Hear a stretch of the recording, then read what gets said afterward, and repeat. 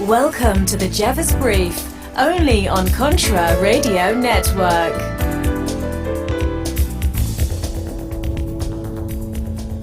Welcome back to another episode, Intelligentsia, Super Intelligentsia, you know who you are.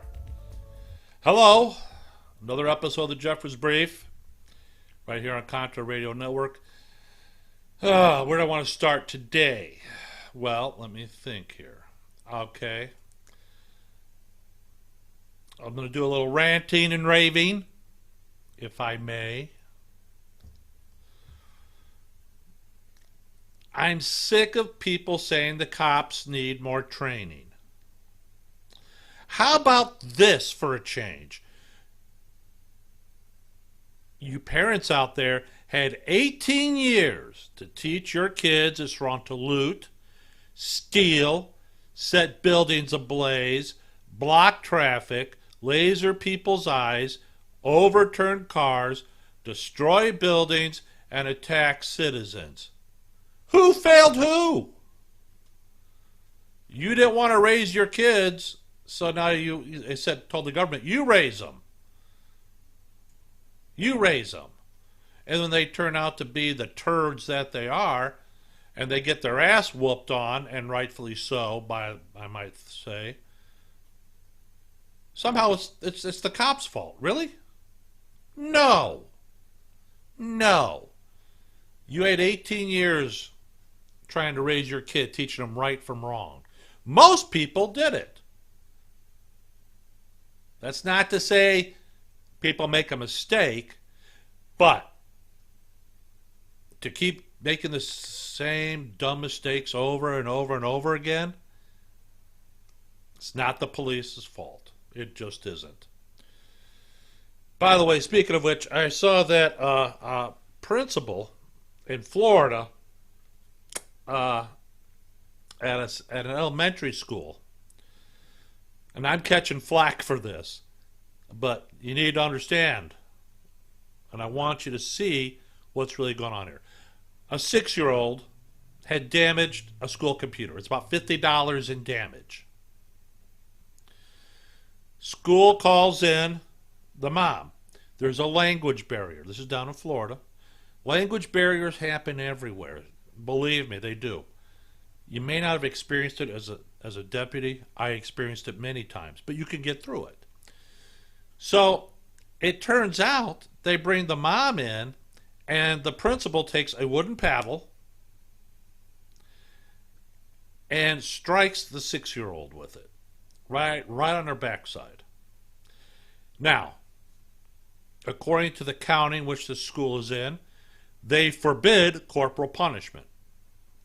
Now, the mom says had the presence of mind to videotape it secretly on her phone, and the videotape's out there. A 6-year-old they take, and so she winds up. The principal takes his fucking wooden paddle, winds up. Her hand is up over her shoulder, and winds it up and lets it go. The kid jumps, and they had one person there holding the kid. It's like, what the hell is this? So then she takes her and she cracks her a few more times with the wooden paddle. And people are saying, well, you know what?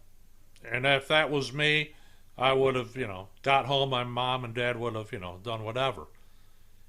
It's immaterial.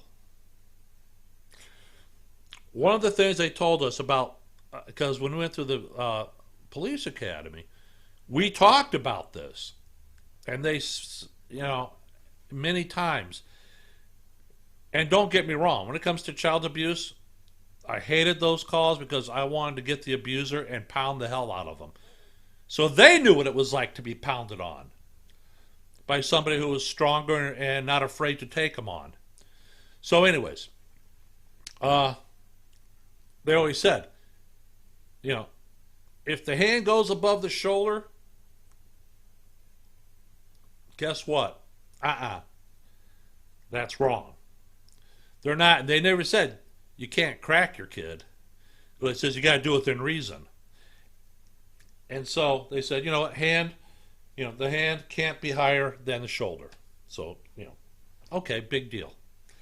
That's not to say, look, when I was growing up, my dad, mom used, belts, switches, cords, coffee pots. I was a little punk and I deserved it. No argument. Looking back then, you're going, I'm never going to do this to my kids. So my point is this. A 6-year-old being hit with a piece of lumber, because that's all the paddle is. It's a large piece of wood shaped to, crack somebody with. So, anyways, cracking a 6-year-old with a piece of lumber, are you serious? I'm not saying when the kids are second or third grade and they act up, give them a crack, okay. But when you wind up to Georgia and let it fly, no. So, again, am I saying, mom said, we got $50, we can pay for the damage. Not a big deal. Does it require some 6-year-old being hit with a wooden paddle, a piece of lumber? Really? I don't think so. I think that was way excessive. But we'll see what happens. My point being, you got 18 years to teach your kids right from wrong. Most people can do it. Most people, believe it or not, will never have any contact with the police. The most people will probably have contact with the police is during a traffic stop. Here's a traffic citation. Stop speeding. Stop, this isn't, improper lane usage. Failure to reduce speed to avoid a crash. Or, what I'm saying? You follow me? That's about the extent of most people's interaction with the police. But when they're out there, by the way, and don't say, well, I want to teach my kid about justice. Okay, fine. When your kid goes and burns and loots and steals somebody's business, where does that business owner go to get justice? Well, it's insured. It might be, but that business owner then has to pay extra on the insurance rates. Why? Where do they go to get their justice? Oh, I see. So justice only is in the eye of the beholder. All right, then. Idiots. Well, I made some notes, too.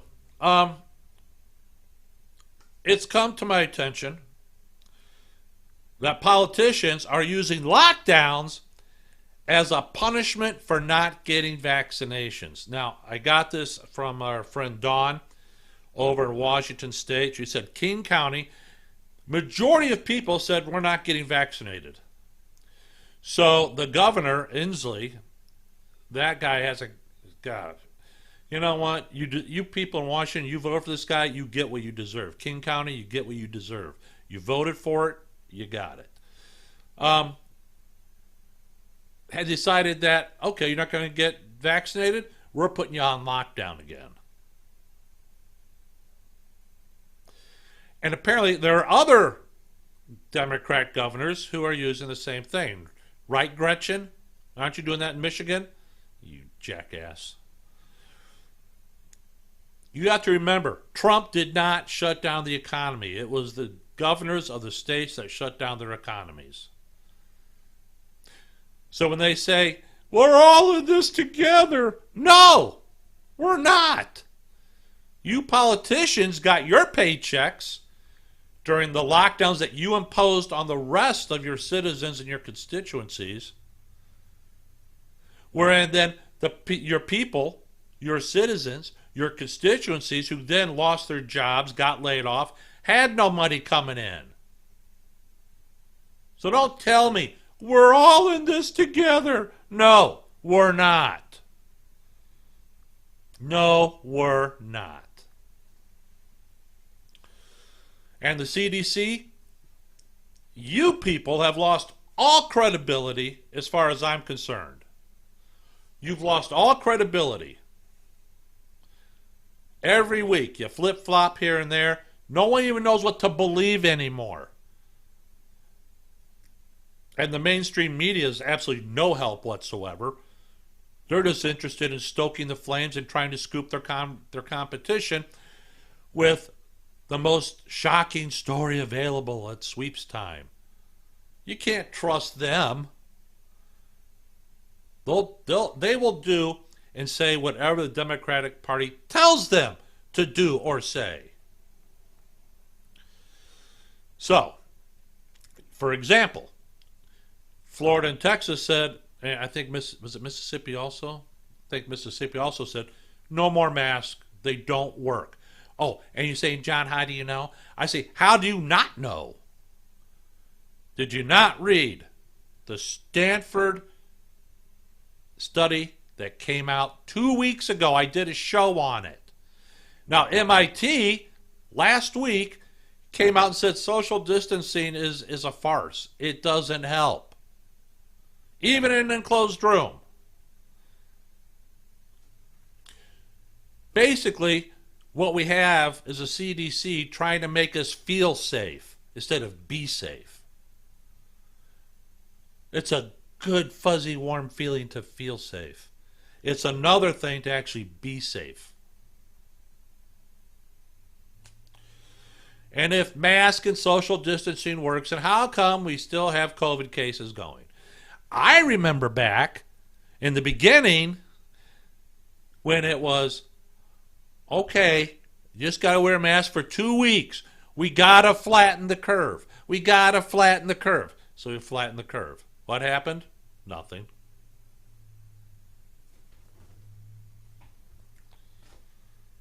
Here we are, still wearing masks. We got that buffoon in the Oval Office running around. Where's my mask? I had it on here. You know what? That buffoon has been vaccinated. And I agree with Ron DeSantis, the governor of Florida, who came right out and said, oh, by the way, if you're vaccinated, act like it. But getting back to the mainstream media, you look at Florida and Texas. In Mississippi, they got rid of their mask mandates. Guess what? Their economies are going. People got jobs. As compared to California, which has been under draconian lockdown. Those poor bastards. Oh, my God. You know what? People would flee California if they could afford it, but they don't have any more jobs because they shut down their economy. They locked everybody down. It's ridiculous what's going on. But the mainstream media will not do the narrative of, by the way, Florida and Texas are doing marginally better than California when it comes to the COVID. In other words, why have the lockdowns? You don't need them. Let's be honest about it. The only reason the governors decided to shut down their economies was because the Democrats wanted to ensure that Donald Trump did not have any kind of a victory, political or otherwise. Remember, that buffoon in the Oval Office and his caretaker, the vice president, the cackler, they were the ones that said during the debates, we're not going to take the vaccine if Donald Trump made it. We're not going to take it. Then, of course, they pulled their scams and their schemes. They got themselves into the power. And what they do? You got to take the vaccine. You got to take it. Okay, kiss my ass. In fact, kiss both sides of my ass. There you have it. So that's just me, carrying on. Now, some of you have heard about critical race theory. We're going to get back to that in just a moment. I will take care of that. We do have a couple new shows that are now on Contra Radio Network. Don't forget Dave Kirshner, the Lightning Round. I like Dave, good guy. Give him a listen. He's a good guy. Listen up. What do we got here? Here, for you preppers out here, listen up to this one. Hello, this is Dave Kirshner from the Dave Kirshner Lightning Round podcast. Are you new or stalled in your preparedness planning? Do you want to learn more about herbal remedies? If so, then pick up a copy of one of my 2 nonfiction books. In Preparing to Prepare, I take a duration-based approach toward minor, moderate, and major disruptions to solve problems big and small all in an effort to help you get better prepared for what life and society throw at you. In my Home Remedies, Poultices, Salves, and Tinctures book, I help you jumpstart your medicinal garden plans and ideas by providing details on over 30 ingredients that you can grow and combine into over 200 recipes. These recipes address everything from abscesses, infections, and pink eye to aches and pains, boils, soaps, and shampoos. If you've got an issue, my robust index will point you to the solution. So pick up a copy of these 2 nonfiction books today. You will not be disappointed. All right, my friends. Hey, give my friend Dave a listen. All right. Hey, okay, before we hit the critical race theory, I want you to all start paying attention. If you haven't noticed, now's the time to notice. Have you noticed that Hollywood has come out with these movies, their TV shows, their, all that crap, and they all have a woke theme to it? Get used to the assault. You're going to see more and more. That's why I watch more and more Me TV and Up TV. I just like, enough's enough. I don't go to the movies. I will not pay for them. I would rather them go bankrupt and broke. And I sure as hell don't go watch movies based on comic books. Why? Because it's nonsense. And second of all, the only reason they're making movies based on comic books is because Hollywood is out of ideas. They have no idea what to do anymore. In fact, they just announced they're going to reboot Night Court. Really? Here we have all these reboots and everything else. Well, we're going to reimagine this. Really? You guys are out of ideas is what it comes down to. It's so stupid. I can't stand Hollywood. Bunch of professional pretenders out there thinking that they know better than you. Really? What planet are you living on, people? All right, let's get back to it. Well, it is. It's driving me bonkers. Okay. PragerU put out this great 2-minute. It's about critical race theory. It's going to tell you what it is. It's almost 5 minutes, but it's worth it because you're starting to hear more and more about it. All right, so this is from PragerU. It's What is Critical Race Theory? James Lindsay produced it. Listen up. You'll like it. About critical race theory? I'm guessing you probably have. It has already insinuated itself into many institutions and is making rapid progress into others. If it takes hold, it will completely change the very nature of America and the way you live. Critical race theory holds that the most important thing about you is your race. The color of your skin, that's who you are. Not your behavior, not your values, not your environment. Your race. In critical race theory, if you are a member of a minoritized racial group, their term, not mine, you are a victim of a system that is rigged against you, a system that doesn't want you to succeed. On the other hand, if your race is privileged, you're an exploiter, whether you intend to be or not. Critical race theory begins from the assumption that racism occurs in all interactions. To see how this works, consider this thought experiment. Imagine you own a shop and 2 customers enter at the same time, one white and one black. Who do you help first? If you help the black person first, critical race theory would say you did so because you don't trust black people to be left alone in your store. That's racist. If you help the white person first instead, critical race theory would say you did so because you think blacks are second-class citizens. That's racist too. That's critical race theory. It can find racism in anything, even if it has to read your mind to do it. Critical race theory is a uniquely American invention. Brewed up at Harvard Law School in the 70s, now part of the academic and media mainstream, it is also uniquely un-American because it rejects the core tenets of the American, classically liberal Judeo-Christian value system. It turns the bedrock American idea upside down. Here it is in the words of Richard Delgado and Gene Stefanchik, 2 leading proponents. Critical race theory questions the very foundations of the liberal order, including equality theory, legal reasoning, Enlightenment rationalism, and the neutral principles of constitutional law. It does this because critical race theory proponents assume racism is present everywhere and always, and they look for it critically until they find it. and they always find it. It has to be there because that's how the imperial European powers and then America set things up. Here, as in all dangerous academic theories, there is a kernel of truth. Human beings were not preoccupied with race until the 16th century, when Europeans began to explore and then colonize other parts of the world. Drawing distinctions between the races reached its peak in the 19th century with the widespread use of slave labor in North and South America. No one denies this. But since then, the Western world, and most especially America, has spent a lot of time, money, and blood breaking free of its racist past. It's been a rocky road for sure, but great progress has been made. Critical race theory says all this progress is a mirage. Racism never died, never even faded a little bit. It just hid itself better. Critical race theory, therefore, is not a continuation of the civil rights movement. It is, in fact, a repudiation of it.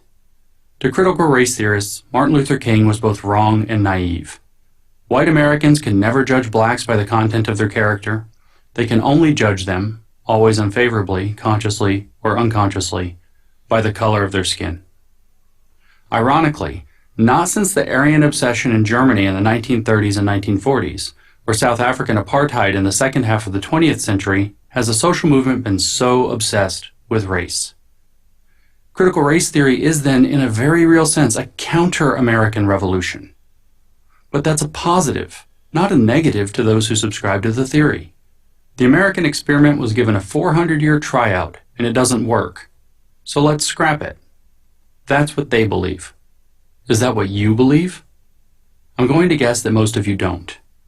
So how do we stop critical race theory before it infects the brains of too many decent Americans, especially young people, and turns us into something we have never been and shouldn't ever want to be? The answer is simple.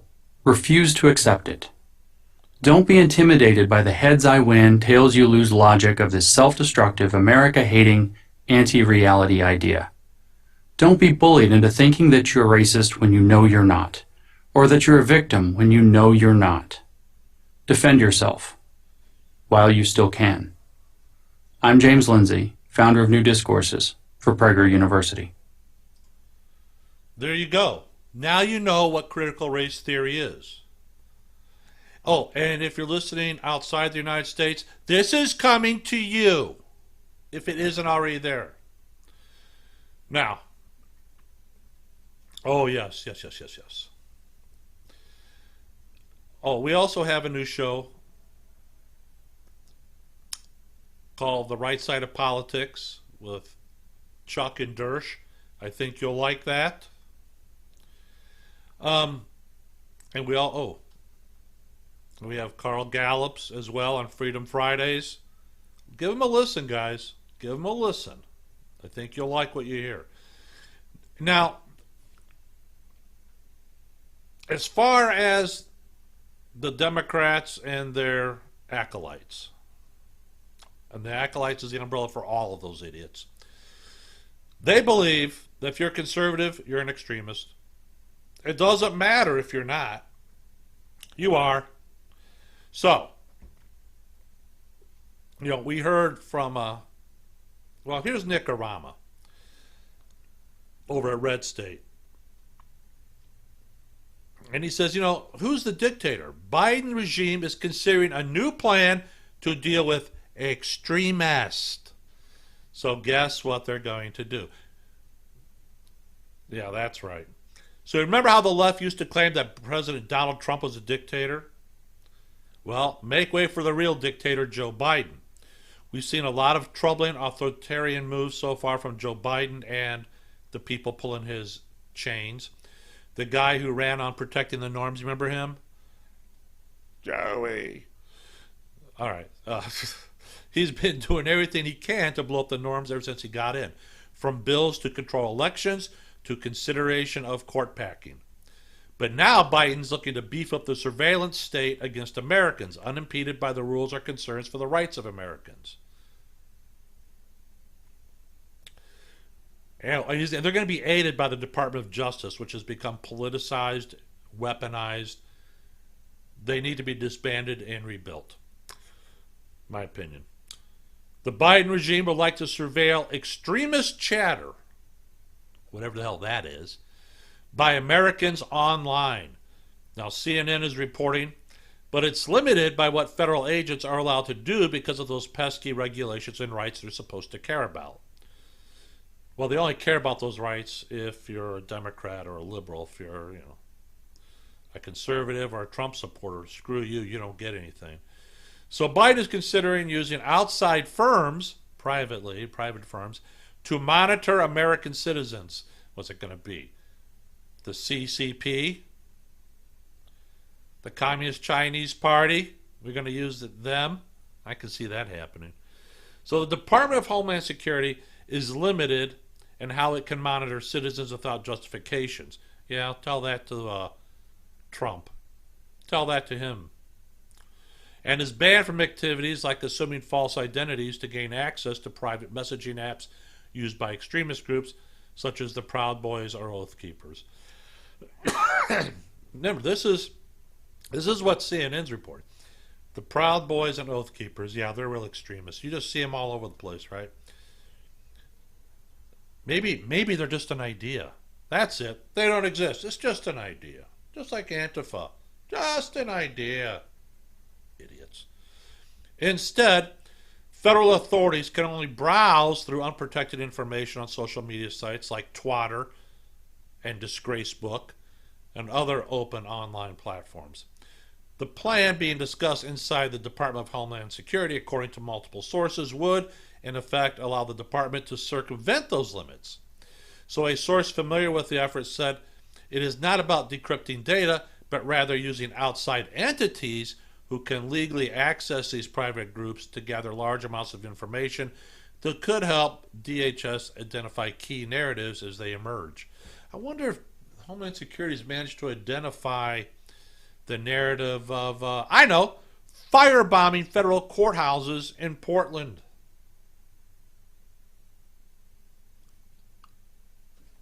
I don't know. I wonder if they can identify those people. Yeah.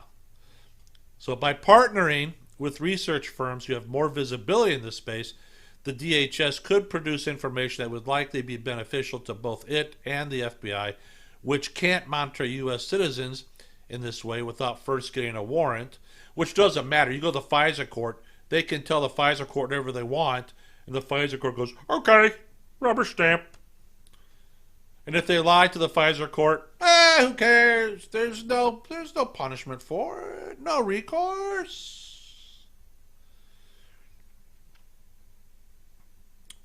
So anyways, they can't monitor U.S. citizens this way without first getting a warrant or having the pretext of an ongoing investigation. And we know how that works. The DOJ leaks it to their mainstream media pals, the Times and the Post, who then post a story, and then the DOJ says, oh, look, we got this story here, Judge. I got this story. We want a warrant. They don't tell the judge, we leaked the story. It's a circular thing. So the CIA and the NSA are also limited on collecting intelligence domestically. Now, if they got away with surveilling the Trump campaign, what makes any other American think he or she would be safe under such an environment? The very move to get around protections is a warning of problematic actions to come. But here's a tip for Lord Biden. If it's at the direction of the government, if the action is unconstitutional, you may not avoid that violation by framing the illegality or farming it out to a third party. The fact that they want to get around protections is extremely troubling, and with Biden sounding closer and closer to China. I'm also curious as to what would the term extremists under this rubric. I mean, what's their definition? I mean, besides political opponents, of course, CNN lists groups on the right in its article. But what about the folks who have been violent and dangerous for months? The Antifa and BLM lunatics. Are they extremist? I'm not sure this present regime has even figured out that Antifa exists yet. So chalk up another move on the very dangerous path that this regime is taking. And he's right. So all of us that have been on Contra Radio Network, I'm sure we're going to be on that list. Give me a moment here. We'll be right back. Hello, this is Dave Kirshner from the Dave Kirshner Lightning Round podcast. If you like post-apocalyptic, dystopian, and preparedness fiction as much as I like writing it, then pick up a copy of my 5-part series today. In a nutshell, over the course of When Rome Stumbles, Hannibal is at the Gates, By the Dawn's Early Light, Colder Weather, and A Time for Reckoning, I crashed the big ag and financial industries, unleashed some jihadists and an EMP, then spent 20 years trying to evade a socialist dictator. All 5 parts are available in paperback and electronic formats from my overlords on Amazon. If you prefer the audio format, parts 1 through 3 are currently available, and parts 4 and 5 will be available in audio format by the end of the year. So pick up a copy of this exciting and action-packed series today. You won't be disappointed. Oh, yes. We all need our overlords, don't we, Dave? Dave's overlords exist at Amazon. But hey, go and give his books a try. By the way, for those that are in the intelligentsia who would like to make the move to the super intelligentsia, real simple. Go to johnjeffers.rocks. You opt in. It's a $7 buy-in. $7. Don't be a cheap bastard. You people spend more than that on your dope. Now let's go. Here's something for our friends in Europe. And you say, John, we don't care about Europe. I get that. But I got to tell you, my friends, there's something coming up in France. And you don't see it too often. And this when I read this article, and I'm thinking, man, this is kind of interesting.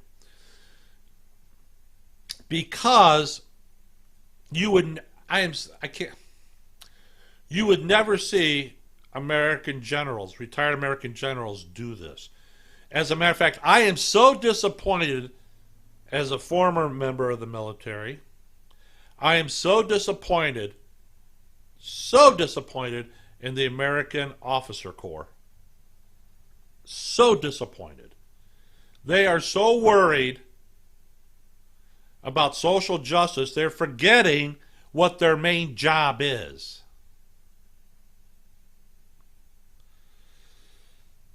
And they don't have the balls to stand up to Washington. We can't do that. We might lose our job. You know what? You took the oath to defend this country, defend the Constitution. And you know damn well what's going on is not within the constitutional boundaries. You did not take... We took the same oath.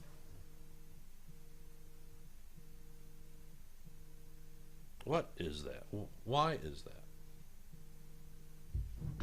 Oh, who is it? Oh, yeah, right. Oh, kiss my ass. I hate these things, liars. Anyways, you took the same oath I did. Not to a specific individual that just happens to be running the government at this time. You took your oath as an obligation to protect and defend the Constitution of the United States of America. You need to remember that. But this is about what's going on in France, and it's interesting. Now, on April 21st, this is first things. Who is it? Nathan Penkovsky. Interestingly enough. On April 21st, 20 retired French generals published an open letter to President Emmanuel Macron and the French government. The letter, which appeared in Valeurs Actuelles, calls for France's leaders to return to honor and defend patriotism. In it, they said, "The hour is late, France is in peril, and many mortal dangers threaten her. Even though we are retired, we remain soldiers of France. In the present circumstances, we cannot remain indifferent to the fate of our beautiful country. Today, our honor lies in denouncing the disintegration of our country." Now, the letter identifies several forms of disintegration afflicting France. The ideology of anti-racism, sound familiar? Islamism, sound familiar? The scapegoating of the police, sound familiar? And the normalization of attacks on the police and the military. Does that sound familiar? The letter's preamble makes clear that France unites a variety of religions and races, but it excoriates anti-racism.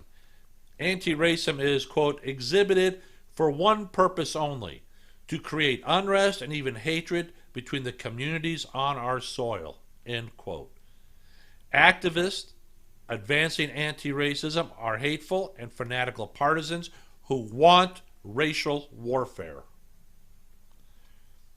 The letter goes on to exhort France's leadership to find the courage to eradicate the dangers that impel disintegration. The signatories promise that they will support policies that take into account the preservation of the nation. If the letter offers any means to address these dangers, they are hardly revolutionary. Often it is enough to apply without weakness the laws as they already exist. Nevertheless, the letter states the consequences of continued carelessness and cowardice and holds France's leaders to account. Quote, civil war will break upon this growing chaos, and the deaths for which you will be responsible will be number among the thousands. End quote. Now, from an American perspective, the whole text is astonishing. It would be impossible to find 20 retired American generals, let alone 2 of them, who would dare suggest that the logic of anti-racism entails racial warfare.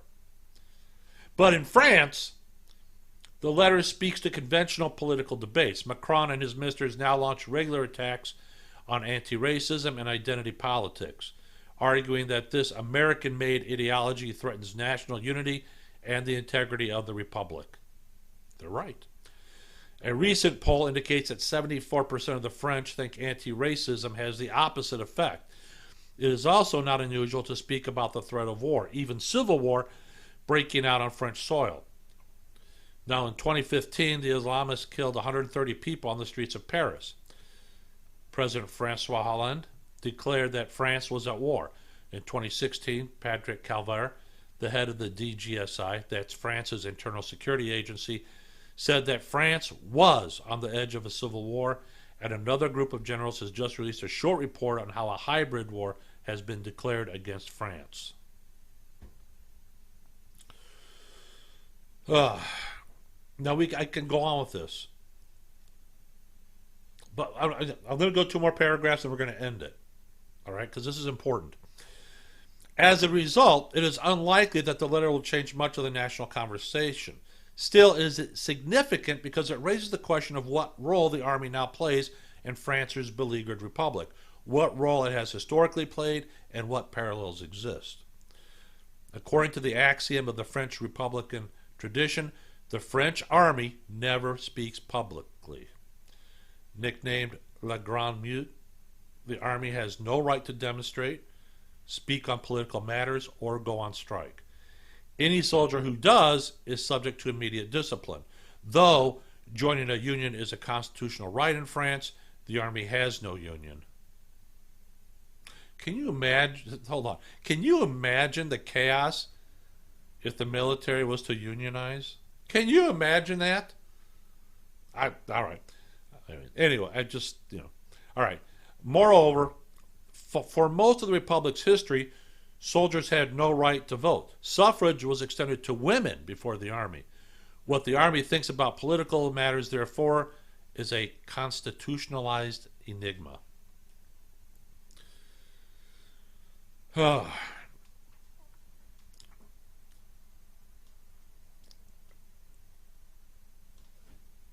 This is what's going on in France. Now, look, I'm not saying France is a superpower, but they do have some interesting parallels with the United States, especially when it comes to the politics. Very interestingly enough. And again, where's the American Officer Corps when you get this lunatic that's the Secretary of Defense? He's a numbskull. But, John, the military has to be subjugated to the civilians. Perhaps. But that doesn't mean you got to sit, if you had some balls, and this, look, I know where this is going to go, so I'm going to hit it anyways. You had some balls, you say, we're not doing it. So they end up firing that general. And they got another general who they think, who says he'll do their bidding. And that general says, I'm not going to do that. We're not going to institute social justice in the military. That's not our job. We are not a social experiment for you clowns. They fired him. And you know what? Keep it going. So will you get fired? Oh, well. My friends, you saw what they did to Flynn. And if you don't believe there's a two-tier justice system in this country, what planet are you living on? I want to know.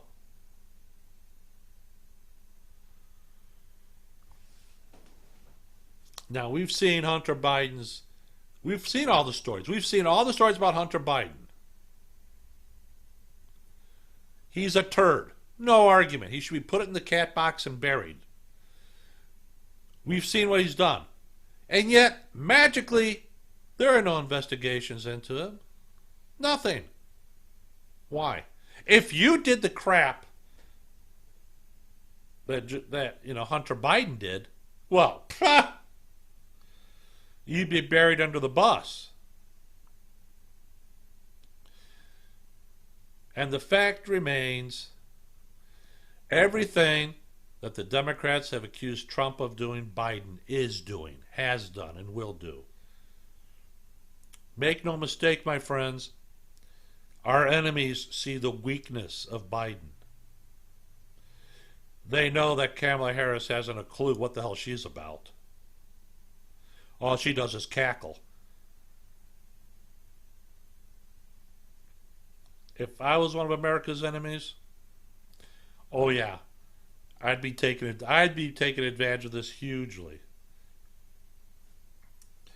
Not to mention they want to raise the caps on the refugees, 62,500. I'm telling you, my friends, and this is for you critical race nuts out there, or the 1619 Project, my friends, listen up. If you're a minority and you're trying to find a job, get a job, well, you can thank your overlords in D.C. for allowing more refugees in that have no education, nothing. They're going to be competing for your jobs.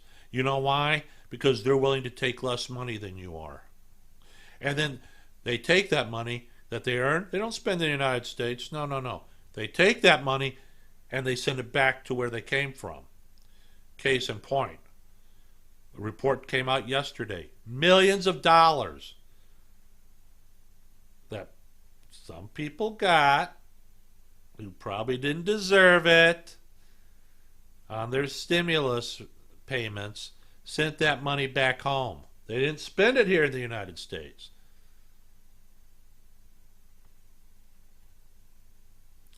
That's not to say this has been going on forever. They send one family member to the United States, he gets a job here because, even at $5 an hour, that's more money that they made back home anyways.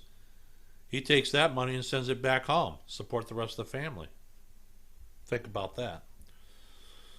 I know, we don't want to think about it. We don't like it. No. All right, my friends. Unless something really crazy happens, I'll see you next week. Join the superintelligentsia. I'm glad you're here. Oh, by the way, last month we had more listeners in the United States. We had listeners in every state except 4. New Hampshire, Vermont, South Dakota, and Montana. We had listeners in every state. We had more listeners in the United States than we've ever had before. The word's getting out there. My friends, we've also had, in Canada,